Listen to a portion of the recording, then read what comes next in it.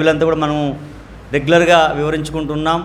అయినప్పటికీ కూడా తెలిసిన వాక్య భాగం మరొకసారి కొన్ని విషయాలు మీకు తెలియజేయాలని ఆశపడుతున్నాను. అందరికీ సుపరిచితమైన వాక్య భాగం సంఖ్యాకాండము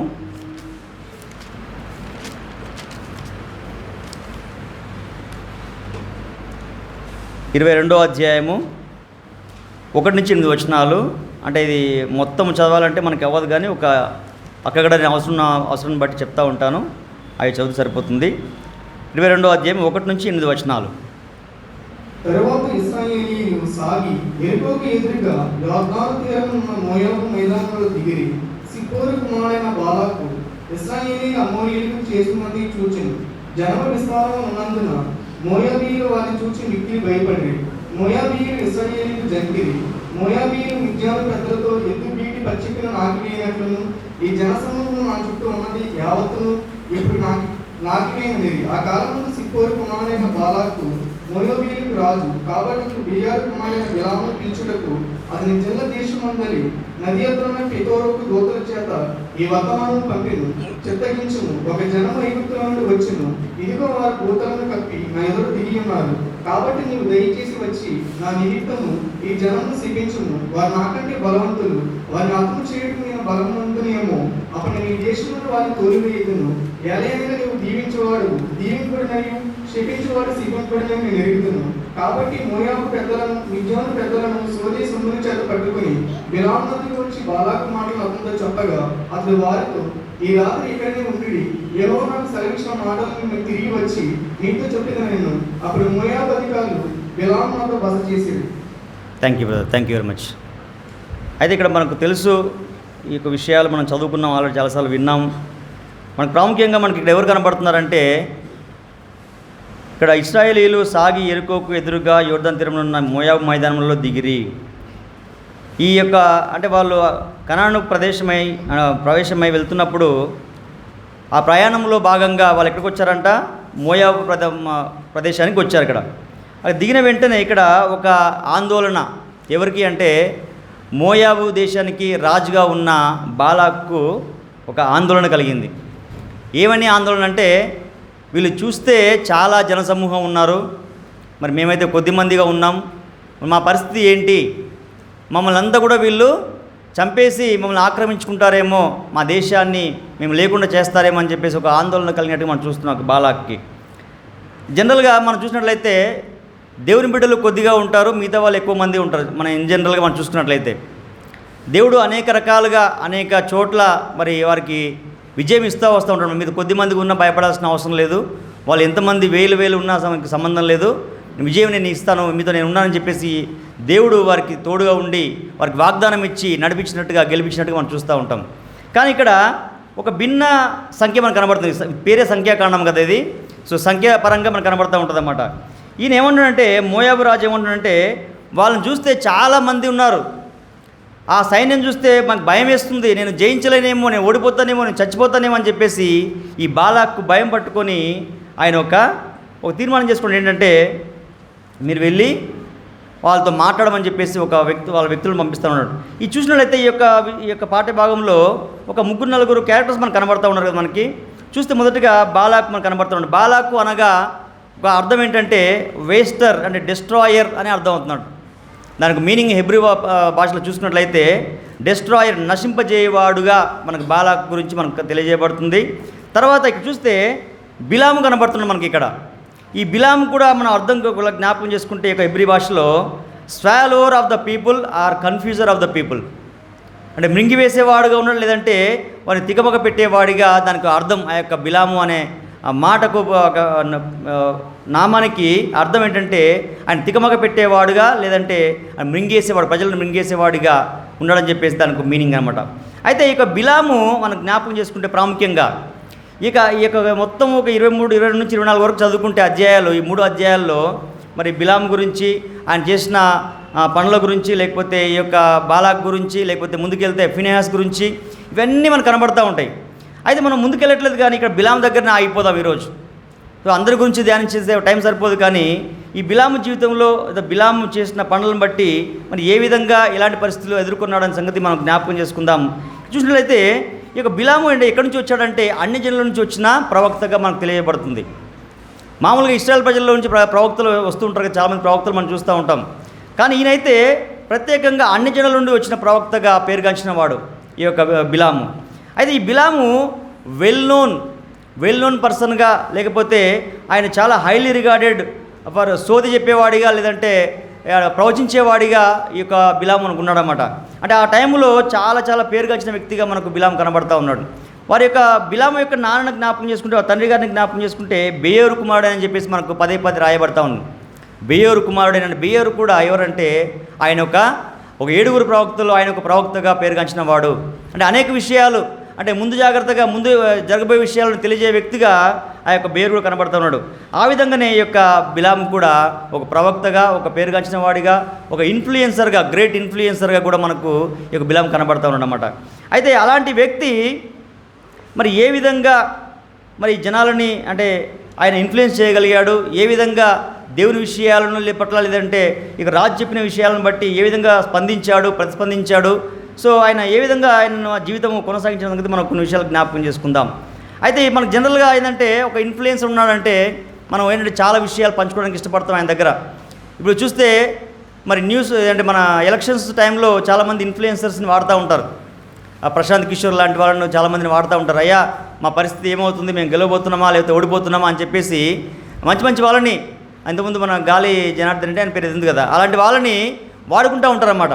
అంటే వీళ్ళు ఒక సమాచారం ఇస్తే మాకు దగ్గరగా మ్యాచ్ అవుతుంది, ఆ సమాచారం బట్టి మేము ముందుకు వెళ్ళాలా వెనక్కి వెళ్ళాలా అని చెప్పి ఆలోచించుకోవచ్చు అని చెప్పేసి ఈ రోజులలో చాలామంది చూస్తూ ఉంటాం ఈ రాజకీయాల్లో.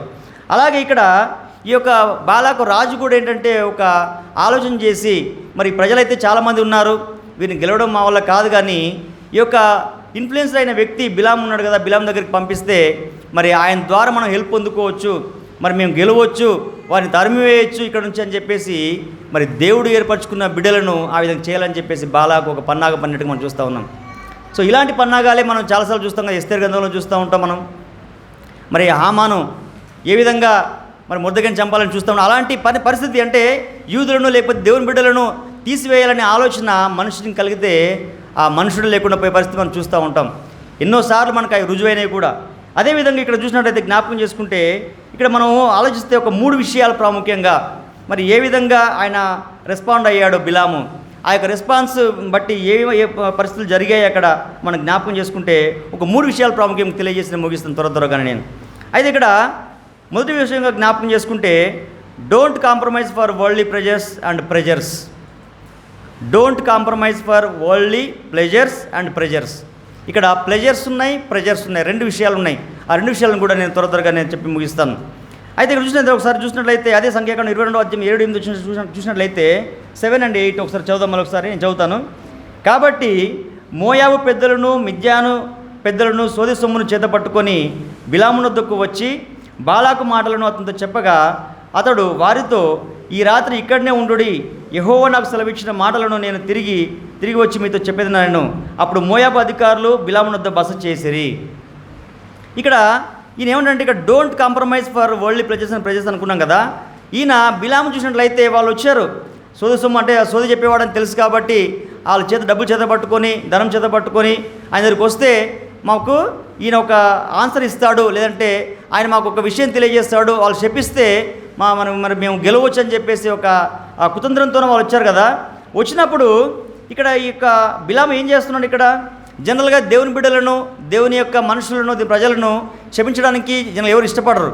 కానీ ఈయనైతే ఎంత అన్నిల నుంచి వచ్చిన ప్రవక్త అయినప్పటికీ ఎంతో కొంత పరిజ్ఞానం ఉండొచ్చు, దేవుని గురించి తెలిసి ఉండొచ్చు, దేవుని యొక్క విషయాలు తెలిసవచ్చు. అంటే అంతకుముందే మనం చూసినట్లయితే మిద్యానీయులను అనేక మందిని వాళ్ళు జయించుకుంటూ వస్తున్న సంగతి తెలుసు. అయినప్పటికీ కూడా ఈయన ఈ యొక్క కాంప్రమైజ్ అయ్యే విషయాన్ని మాత్రం మనకి ఇక్కడ కొంచెం నచ్చిన విషయంగా మనకు జ్ఞాపకం చేసుకోవచ్చు. అయితే వాళ్ళు వచ్చి అడిగినప్పుడు ఇమీడియట్గా తిరస్కరించాల్సిన ఇక బిలాము ఏం చేస్తున్నాడంటే, మీరు ఈరోజు ఇక్కడనే ఉండండి, నేను దేవుని కనుక్కొని చెప్తానని చెప్పేసి అనడం చాలా బాధాకరమైన విషయం. ఆయన స్ట్రేట్ అవే తిరస్కరించాల్సిన అవసరం ఉంది అక్కడ. కానీ ఆయన ఏమంటున్నాడంటే, మీరు ఇక్కడే ఉండుడి, నేను దేవుని కనుక్కొని చెప్తానంటే, అంటే రెడీ అయిపోతున్నట్టే అర్థమవుతుంది అక్కడ. అది తిరస్కరించాలి, లేదంటే మీరు శపించాలని చెప్పేసి వాళ్ళు వచ్చినప్పుడు ఎలా శపిస్తాను నేను నా దేవుని బిడ్డలను, నా ప్రజలను ఏ విధంగా నేను క్షమిస్తానని చెప్పేసి ఆలోచించాల్సింది పోయి ఆయన ఇక్కడే ఉండు అని చెప్పేసి అన్నప్పుడు అక్కడ కొంత ఆయన యొక్క కుచిత మనస్సు లేకపోతే ఆయన యొక్క ఆశలు లేదంటే ఆయనకున్న లోకం మీద ఆశలు లేకపోతే డబ్బు మీద వ్యామోహం మనకు క్లియర్గా ఇక్కడ మనకు కనబడుతుంది. సో జ్ఞాపకం చేసుకోవచ్చు, ఆయన ఆగమన్నప్పుడు అంటే అసలు ఆయన చెప్ప ఇమీడియట్గా ఆయన వెళ్ళిపోమని చెప్పవచ్చు ఆయన, కానీ ఆయన ఆగమన్నాడు అంటే నేను ట్రై చేస్తాను. మనం మామూలుగా ఒక జ్ఞాపకం చేసుకుంటే ఏదైనా అవసరం అడిగినప్పుడు జనరల్గా ఏమంటాం మనం, కొంతమంది అయితే మొహమాట వస్తువులు ఏం చేస్తారంటే నేను చూస్తాను బ్రదర్, నేను ట్రై చేస్తాను అంటూ ఉంటారు. కొంతమంది ఏమో స్ట్రేట్ అవే ఉంటే వాళ్ళు నా వాళ్ళు అవదలని చెప్పేస్తూ ఉంటారు. కానీ చాలామందికి ఏమవుతుందంటే నేను వాళ్ళకి ఒకవేళ ఇష్టం లేకపోయినా చేయడం సహాయం చేయడం ఇష్టం లేకపోయినా నేను చూస్తాను, నేను ట్రై చేస్తాను, నేను మరలా రేపు చెప్తాను, ఎల్లుండి చెప్తాను చెప్పి అంటూ ఉంటారు. కానీ ఈయనైతే స్ట్రేట్ అవే మీరు ఇక్కడ ఉండండి, ఈరోజు నైట్ బస్ చేయండి, ఇక్కడ నేను మీకు తెలుసుకొని చెప్తానని చెప్పేసి అన్నప్పుడు ఆయనకు బహుశా వారు తీసుకొచ్చిన సోదే సొమ్ము ఒకవేళ దాని మీద ఆశ కలిగి ఈ విధంగా ఆయన అన్నుండొచ్చు. ఆ డబ్బు మీద వ్యామోహం మీద జనరల్గా అందుకే ఒక బ్యాడ్ నేమ్ ఉందన్నమాట. ఈయన విక్డ్ ప్రాఫిట్ అని చెప్పేసి అంటూ ఉంటారు అన్నమాట బిలాం గురించి. చాలా చోట్ల ఈయన గురించి రాయబడింది, పేతురులో రాయబడింది, ప్రకటనలో రాయబడింది, యూదా పత్రికలో రాయబడింది. అంటే అనేక చోట్ల ఆయన గురించి ఈయన ఏ విధమైన వ్యక్తి, ఏ విధమైన మనసు గలవాడని సంగతి మనకు జ్ఞాపకం చేయబడుతుందన్నమాట. కాబట్టి ఈయన ఏం చేస్తున్నంటే ఆయన కాంప్రమైజ్ అయినట్టుగా మనకు కనబడుతుంది. సో ఆయన కాంప్రమైజ్ అయ్యి వారి యొక్క ఏదైతే రాజు పంపించాడో వారి సమాచారము దానికి కాంప్రమైజ్ అయ్యి ఆయన దానికి ఆన్సర్ ఇవ్వడానికి ప్రయత్నం చేయడానికి ఇష్టపడతా ఉన్నాడు. దేవుడైతే జనరల్గా ఏది కూడా ఇష్టపడడు. దేవుని ప్రజలను, దేవుని బిడ్డలను జనరల్గా సపోజ్ మనం ఉన్నాం, మన దగ్గరకు వచ్చి మన పిల్లల్ని ఎవరైనా మీ వాడు ఇలా చేస్తున్నాడు, నేను వాడిని బాగా కొట్టాలనుకుంటున్నాను, దండించాలనుకుంటున్నాను అని చెప్పేసి సడన్గా చెప్పారనుకోండి డైరెక్ట్గా, ఏ పేరెంట్ అయినా, ఏ తండ్రి అయినా, ఏ తల్లి అయినా ఊరుకునే పరిస్థితి ఉంటుందా? ఒకవేళ తెలియకుండా వాళ్ళని ఏమైనా చేస్తే మనం తర్వాత మనం మాట్లాడవచ్చు, కానీ ఎదురుకు పడి దగ్గరకు వచ్చి ఒకవేళ ఇలా ఉన్నాడు మీ వాడు అని తీర్పు తీర్చి నేను దండిస్తాను, నేను శిక్షిస్తాను అంటే మనం ఊరుకునే పరిస్థితి ఉంటుందా? సో ఏ మాత్రం కూడా మనం సహించం. ఒకవేళ మనోడు తప్పైనా కూడా మనం సహించే పరిస్థితి ఉండదు. కాబట్టి తన పిల్లల పట్ల అంత జాగ్రత్త కలిగి మనం, అంత బాధ్యత కలిగి మనం ఉంటాం. సో మరి దేవుడైన వాడు తన ప్రజల పట్ల, ఇశ్రాయేలు ప్రజల పట్ల మరి ఏ విధంగా ఆయన ఊరుకునేవాడుగా ఉంటాడు? ఒకవేళ అలాంటి పరిస్థితి వస్తే, ఒకవేళ ఆయన శపించడానికి ఇష్టపడి ముందుకు వస్తే మరి దేవుడు ఊరుకుంటాడా? సో జ్ఞాపకం చేసుకుంది ఇక్కడ. కానీ ఇక్కడ ఈయనైతే బిలాం అయితే ఆయన కాంప్రమైజ్ అయ్యి ఆయన ఒప్పుకోవడానికి ఆ డబ్బు కాశపడో లేకపోతే వారి మాట కాశపడో లేకపోతే రాజుకని భయపడో ఏది మొత్తానికి కానీ ఆయన కాంప్రమైజ్ అయినట్టు కనబడుతుంది. కాబట్టి so don't compromise for worldly pressures. ఒకవేళ ప్రెజర్ అయినొచ్చు, ఒకవేళ ఆయన ఒత్తిడి తేవచ్చు. మనం చూస్తాం లోకంలో అనేసారి మనం ఉద్యోగాలు చేస్తున్నప్పుడు అనేక ఒత్తిళ్ళు మనకు వస్తూ ఉంటాయి. కొన్నిసార్లు మనం చేయకూడని పనులు కూడా చేయాల్సిన పరిస్థితి వస్తూ ఉంటుంది. కానీ నిజమైన దేవుని బిడ్డగా, నిజంగా మనం జీవం గల దేవుని బిడ్డగా ఉన్నప్పుడు ఎలాంటి ప్రెజర్ వచ్చినా కూడా మన నీతిని నిజాయితీని వదిలిపెట్టాల్సిన అవసరము ఎంతైనా కూడా లేదు. ఒకవేళ వాళ్ళు ఏమనుకుంటారో, బాస్ ఏమనుకుంటాడో, లేకపోతే వాళ్ళు మనం తప్పుగా అనుకుంటారేమో, మనం మాట వినట్లేదు అనుకుంటారేమో, మనం గర్వంగా ఉన్నాం అనుకుంటారేమో, మనం ఒకవేళ కావాలని చేస్తున్నాం అనుకుంటారేమో, ప్రత్యేకంగా ఉండాలనుకుంటున్నామేమో అని అనుకున్నా కూడా మనం ఏ ప్రెజర్స్ కూడా లొంగాల్సిన అవసరం లేదు. ఎందుకంటే మనము కలిగిన దేవుడు సజీవుడు, మన దేవుడు గొప్పవాడు కాబట్టి, ఆయన నీతి న్యాయాలు కల దేవుడు కాబట్టి మనం ఆయన్ని కలిగి ఉన్న మనము ఆ విధంగానే ఉండడానికి ఇష్టపడాలి. కానీ ఏమాత్రం కూడా మరి తప్పుడు పనులు చేయడానికి కానీ, ఒకవేళ వాళ్ళకు భయపడి మనము ఒక అడుగు ముందుకేసి వారికి కాంప్రమైజ్ అవ్వాల్సిన అవసరం లేదు అని చెప్పేసి ఇక్కడ వాక్యం జ్ఞాపకం చేస్తుంది. కాబట్టి so don't compromise in any aspect. మనం ఏ విషయాల్లో కూడా కాంప్రమైజ్ అవ్వడానికి వీలు లేదు. అది ఏ విషయంలో కావచ్చు, ఉద్యోగంలో కావచ్చు, ఇంట్లో కావచ్చు, మన సమాజంలో కావచ్చు, సంఘంలో కావచ్చు, ఎక్కడైనా సరే మనము కాంప్రమైజ్ కావడానికి వీలు లేదు. ఇక్కడ బిలాం అయితే ఆయన కాంప్రమైజ్ అయ్యి ఏం చేస్తున్నాడంటే మీరు ఉండండి, నేను తెలుసుకొని చెప్తానని చెప్పేసి అంటున్నానంటే ఆయన something is expected and he has given word to stay there. వాళ్ళు ఉండడానికి ఆయన ఒక ఆలోచన చేసి, ఒక ఎక్స్పెక్టేషన్ చేసి ఆయన ఏం చేస్తున్నాడంటే ఆయన కాంప్రమైజ్ అవ్వడానికి ఇష్టపడుతున్నాడు. కాబట్టి సో బిలాము ఈ విధంగా ఆయన ప్రెజర్స్కి లోబడ్డాడు. తర్వాత రెండవది ప్లెజర్స్ కూడా లోబడ్డాడు. ఆయనకు వచ్చే ఆ యొక్క ధనము లేదంటే ఆ యొక్క సొమ్ము కోసం ఆశపడి ఆయన దేవుని బిడ్డలనే మరి అంటే ఆయన పేరు గాంచింది ఆల్రెడీ, ఈయన చాలా చాలా ఫేమస్, ఈయన ఒకవేళ శపిస్తే శపించబడతారు, ఆయన దీవిస్తే దీవించబడతారని చెప్పేసి అంత పేరుంది. కాబట్టి ఆ బిలాం దగ్గరకు వచ్చినప్పుడు ఆయన కాంప్రమైజ్ అయినట్టుగా మనకు కనబడుతుంది. So we should not compromise in any aspect అనే సంగతి జ్ఞాపకం చేసుకోవాలి. ఒకసారి చూసినట్టయితే 2వ పేతురు పత్రిక చూద్దాం ఒకసారి. 2వ పేతురు పత్రిక 2వ అధ్యాయము 2 పేతురు 2వ అధ్యాయము 16వ వచనం.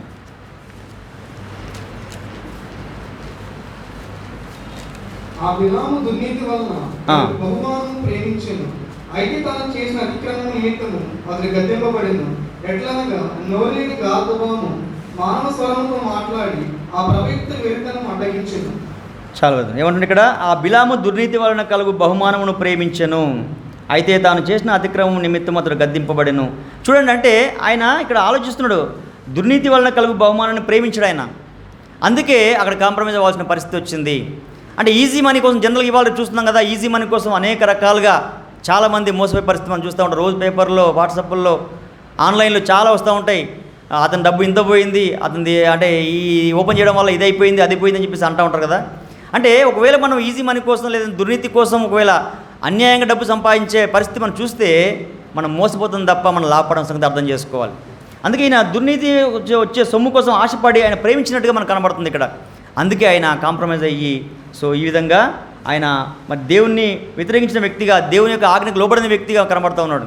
మనం ఏ విధంగా కూడా దేవుని యొక్క ఆజ్ఞను మితిమీరే పరిస్థితి మనం తెచ్చుకోకూడదు. మనము ఎంత మాత్రం కూడా మనం ఆ యొక్క దేవునికి వ్యతిరేకం చేస్తే ఏది కూడా ముందుకు వెళ్ళలేని పరిస్థితి. కాబట్టి ఆయన ఏం చేయాలంటే ఇమీడియట్గా ఆయన వ్యతిరేకించి దేవుని ఏం చేయాలి, దేవుని యొక్క మాటకు నేను కాదని ఏం చేయాలని చెప్పేసి ఆయన స్టార్టింగే తిరస్కరించాల్సిన పరిస్థితి ఉండాల్సింది. కానీ ఆయన ఏం చేశాడంటే, మీరు ఇక్కడే ఆగండి, నేను చెప్తాను, నేను చూస్తానని చెప్పేసి ఆయన మాట ఇవ్వడం అనేది ఇక్కడ ఒక బాధాకరమైన విషయం. కాబట్టి so we should not compromise in any aspects జ్ఞాపకం చేసుకుందాం. తర్వాత మరి ఈ యొక్క ప్రెజర్స్కి రెండింటికి ఆయన లోబడిన వ్యక్తిగా మనకు కనబడుతున్నాడు. మనమైతే ఈ లోకంలో ఉంటున్న బ్రతికంత కాలం కూడా ఏ ప్లెజర్స్కి అంటే ఏ కోరికలకి, ఏ ఆశలకు, ఏ యొక్క భ్రమచేత మనకు ఒకవేళ డబ్బా చూపించినా కూడా మనం లోబడాల్సిన అవసరం లేదు. ఎందుకంటే మన దేవుడు మన కష్టార్జితం మనకు ఉంచుతుంటున్నాడు. కాబట్టి మన కష్టార్జితం నమ్ముకోవాలి, కానీ మనం ఎంత మాత్రం కూడా ఈ లోకాశలకు పోకూడదని చెప్పి జ్ఞాపకం చేసుకుందాం. తర్వాత ఎంతమంది ప్రెజర్స్ పెట్టినా కూడా, ఎంత ఒత్తిడి తీసుకొచ్చినా కూడా మనం ఆ విషయంలో పడిపోవడానికి వీలు లేని సంగతి మనం జ్ఞాపకం చేసుకుందాం. రెండవది జ్ఞాపకం చేసుకుంటే, డోంట్ కన్ఫ్యూజ్ గాడ్స్ పీపుల్. దేవుని యొక్క ప్రజలను తికమక పెట్టాల్సిన అవసరం లేదు, కన్ఫ్యూజ్ చేయకూడదు. రెండో విషయం, so don't confuse God's people. చూసినట్లయితే సంఖ్యాకాండంలోనే 25వ అధ్యాయము ఒకసారి చూడండి.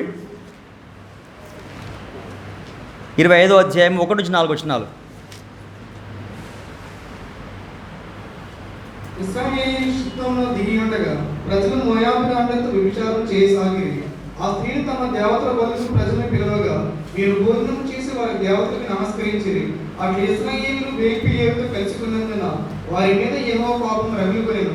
అప్పుడు యెహోవా మోషేతో ఇట్లనెను, నీ ప్రజల అధిపతులందరినీ తోడుకొని యెహోవా సన్నిధిని సూర్యునికి ఎదురుగా వారిని ఉరితీయుము. అప్పుడు యెహోవా కోపాగ్ని ఇశ్రాయేలీయుల మీద నుండి తొలగిపోనని చెప్పెను. కాబట్టి చాలు చూడండి, ఇక్కడ ఈ 4 వచనాలు మనకి ఏం తెలియజేయబడుతుందంటే, అంటే ఆయన ఏమైందంటే ఇక్కడ కన్ఫ్యూజ్ చేసే పరిస్థితి. బిలాము ఆయనకున్న కమిట్మెంట్స్, అంటే ఆయనకున్న ఆ యొక్క దురాశ ఏమైందంటే చివరికి ఆ యొక్క దేవుని బిడ్డలను కన్ఫ్యూజ్ చేసే పరిస్థితికి మనం తీసుకొచ్చాడు ఇక్కడ. అంటే వాళ్ళు ఏ విధంగా జీవించాలో, వాళ్ళు ఏం చేయాలో అర్థం కాని పరిస్థితిలో పాపులు పడిపోయే పరిస్థితికి ఆయన తీసుకొచ్చడం మనకు కనబడుతుంది ఇక్కడ. అదేమంటుంది ఇక్కడ, సో ఏమంటుండే 25 వచనం చూసినట్లయితే, వాళ్ళు ఏం చేస్తున్నారంటే మోయాబు రాండ్లతో వ్యభిచారం చేయసాగిరి. ఆ స్త్రీలు తమ దేవతల బలులకు ప్రజలను పిలువగా వీరు భోజనం చేసి వారి దేవతలకు నమస్కరించిరి. అంటే ఎట్లయిపోయిందంటే, వారు చేయకూడని పనులు, వారు మొక్కకూడని దేవుళ్ళు, వాళ్ళన్నీ కూడా చేయాల్సిన పరిస్థితి అక్కడ వస్తుందన్నమాట. ఎవరి వల్ల?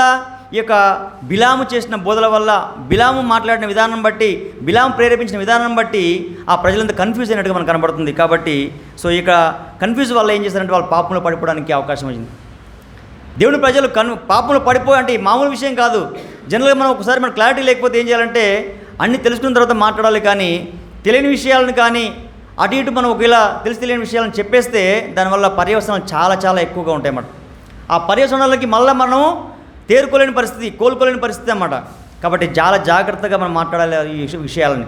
ఇక్కడ అందుకే అన్నాడు ఇక్కడ, వాళ్ళని పాపం చేసి ఎట్లయిపోయిందంటే వాళ్ళు మొత్తం దేవుడి కోపం రగులుకొని మొత్తం చంపేయమని చెప్పేసి అంత కోపం దేవునికి వచ్చిందంటే అర్థం చేసుకోవచ్చు. ఇక్కడ ఏకంగా వారు ఉన్న పరిస్థితుల్లో ఏమైందంటే, ఇక్కడ ఇశ్రాయేలీయులు షిత్తీములో దిగి ఉండగా ప్రజలు మోయాబు రాండ్లతో, జనరల్గా మోయాబు వాళ్ళు వాళ్ళకి శత్రువులు, ఇశ్రాయేల్ ప్రజలకు శత్రువులుగా ఉన్న వారిని వాళ్ళతో మనం వియ్యమందడమే, లేదంటే వారితో అసలు సహవాసం చేయడమే తప్పు. అలాంటిది ఏకంగా వారి స్త్రీలతో పోయి ఏకంగా పాపం చేసి వారి యొక్క దేవతలకు ఏం చేస్తున్నారంట, ఆ యొక్క అన్న పనులు పుచ్చుకొని వారితో గడపడం అనేది చాలా చాలా చాలా ఘోరమైన పరిస్థితి. దీనికి అంతటి కారణం ఎవరంటే ఈ యొక్క బిలాము చేసిన బోధలు, బిలాము చేసిన ఇన్ఫ్లుయెన్సే వారిని ఆ విధంగా పాపంలో పడేసిన సంగతి మనం జ్ఞాపకం చేసుకుందాం. కాబట్టి ఇలాంటి ఇన్ఫ్లుయెన్స్ ఎలా ఉంటాయంటే వారిని ఇంకా మరలా కోలుకోలేని పరిస్థితి, మరలా దేవునికి రాని పరిస్థితి, మరలా వాళ్ళని ఎట్లా అంటే ఇంకా వాళ్ళ ప్రాణాలు కోల్పోయే పరిస్థితి వస్తుందంటే, సో ఇలాంటి బోధలు, అలాంటి ఆ యొక్క రాంగ్ ఇన్ఫ్లుయెన్స్ అనేది చాలా డేంజరస్ సంగతి మనం అర్థం చేసుకోవాలి. కాబట్టి ఈ యొక్క బిలాము కూడా ఏం చేశారంటే వారిని రాంగ్ మోటివ్స్లో తీసుకెళ్ళినట్టు మనకు కనబడుతుంది. ఒకసారి చూద్దామా, ప్రకటన గ్రంథం 2వ అధ్యాయము, ప్రకటన 2వ అధ్యాయము 14వ వచనం.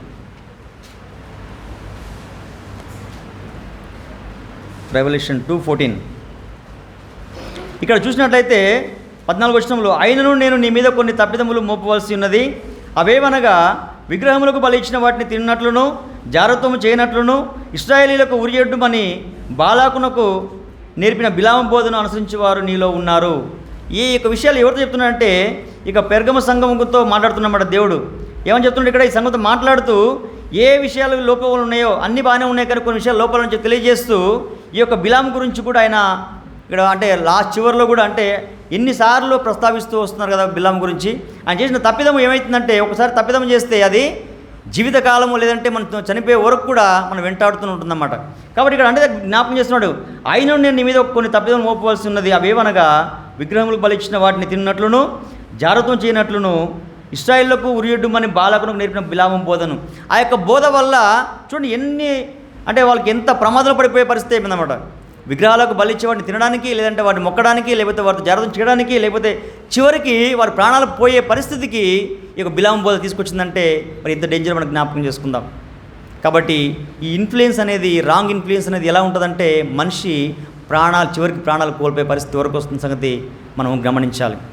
కాబట్టి ఈ బిలాము చేసిన బోధ వల్ల ఈ ప్రజలు వారి ప్రాణాలే కోల్పోయే పరిస్థితి వచ్చినట్టు మనం చూస్తున్నాం ఇక్కడ. అదేవిధంగా 2వ పేతురు 2వ అధ్యాయము 15వ వచనం. 2వ పేతురు 2వ అధ్యాయం 15వ వచనం చూస్తాం ఒకసారి.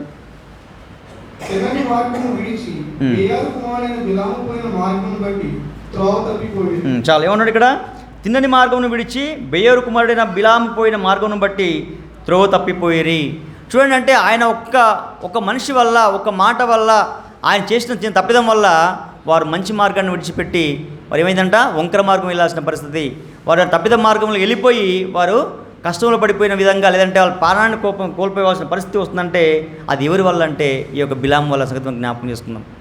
సో బిలాము చేసిన బోధల వల్ల, ఆ యొక్క రాంగ్ మోటివ్స్ వల్ల, ఆయనకున్న ఆ యొక్క ప్లెజర్స్ వల్ల, అంటే ఆ లోక ఆశల వల్ల, ఆయన చేసిన పని వల్ల ఏమైందంటే ఈ ప్రజలందరూ కూడా త్రోవ తప్పిపోయి వంకర మార్గాలు కూడా వెళ్ళాల్సిన పరిస్థితి వచ్చిందంటే సో వాళ్ళు ఎంత నష్టపోతున్నారో జ్ఞాపకం చేసుకోవచ్చు. కాబట్టి జ్ఞాపకం చేసుకుందాం. లోకంలో మనం ఒకవేళ జ్ఞాపకం చేసుకోవాల్సింది ఏంటంటే, మనం మంచి చేయకపోయినా పర్వాలేదు, మనం ఒకరికి మంచి చేయకపోయినా పర్వాలేదు, కానీ మన మాట వల్ల వారు ఒక మార్గం తప్పిపోతూ ఉంటే, దేవుని మార్గం తొలగిపోతూ ఉంటే అది చాలా డేంజర్.